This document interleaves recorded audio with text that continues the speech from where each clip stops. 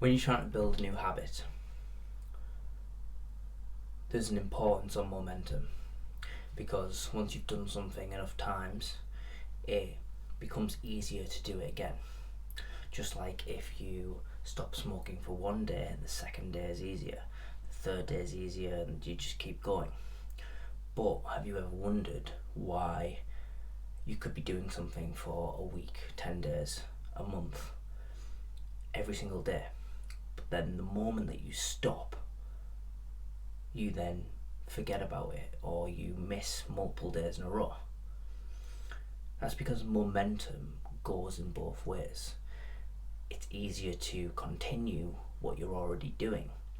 So if you, let's say for meditation for example, I've not meditated for 2 days in a row.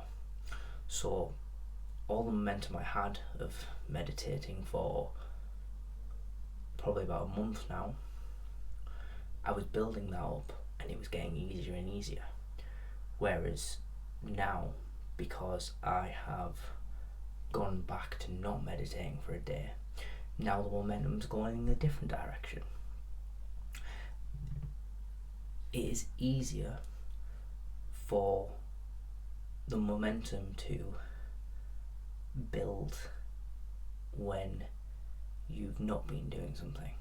So in the case of meditation, because I've spent so many years of my life not doing this habit, the momentum builds quicker in favour of me not doing that habit. So it takes more work, it takes more of a catalyst, more force to continue doing it. At least it is for me.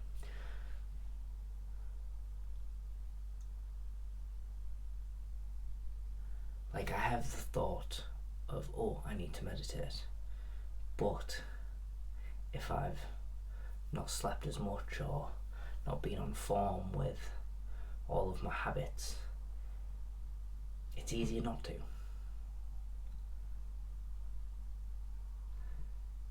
So momentum is a double-edged sword. It doesn't just work in your favour, it can also work against you. So what to do when you miss multiple days in a row and now it feels like you're starting from scratch? I find it that if I just drop the baseline, so for example, if I've been meditating consistently for 20 minutes but I've missed 2, 3, 4 days, then the energy it requires for me to sit down for 20 minutes is a lot more than when I've done it daily. So I'll drop it down to 5 minutes, 10 minutes, just so that I can build up that momentum again to reach to where I was and then keep improving. Because it's a slippery slope once you fall off the wagon. It's a very slippery slope. So you need to make it easy as possible to get back on it. And there might be a part of you that thinks, well, you know, I was doing it this much for this intensity or this period of time, so why would I not just go back to that? But when you've fallen off for whatever reason, sometimes you need to get the low-hanging fruit just so that you can get going again. And then once you're going, yeah, push it. But if you try and force yourself to do too much too quickly, it might not be sustainable. You might not feel like you have what it takes to do what you feel like you should. So if you just drop the bar and you can get the reps in,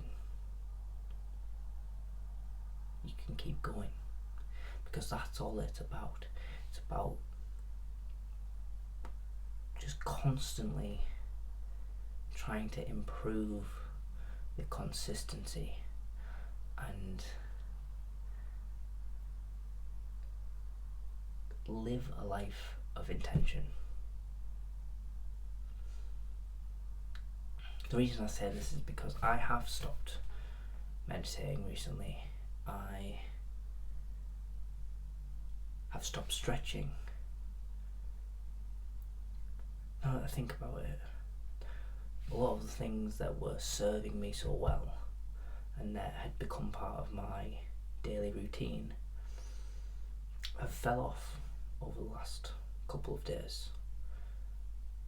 I've been sleeping less. I've picked up a little niggle in my knee. And I've been binge watching.